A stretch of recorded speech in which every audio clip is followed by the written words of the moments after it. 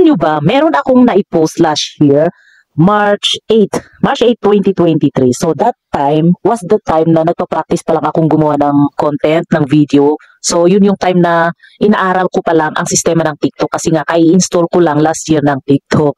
So ngayon, yung iba na-upload ko medyo maayos, mga tutorial or reminder tungkol sa tax, BIR tax ng mga Pilipino. Pero yung iba, ano na lang kung ano-ano, lip sync, ganun. O kaya nag-video ako ng mga niluluto ko. Yung iba naman, basta kung ano na lang yung naisipan ko.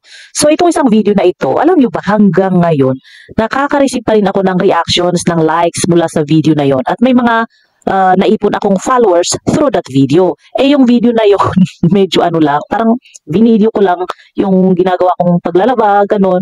Pero hanggang ngayon, lumalabas pa rin pala yun sa FYP. So, maya't maya may nare-receive akong notification na may nag-like, may nag-react. Kaya sabi ko, sayang.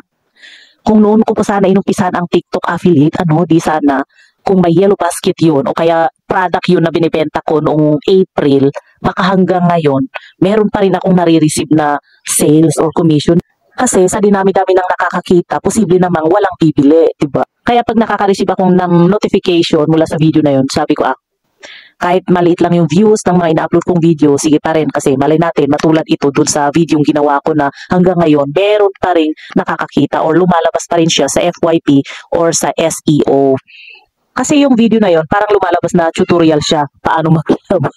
Parang funny videos lang sana yun, pero lumalabas siya sa FYP, sa SEO.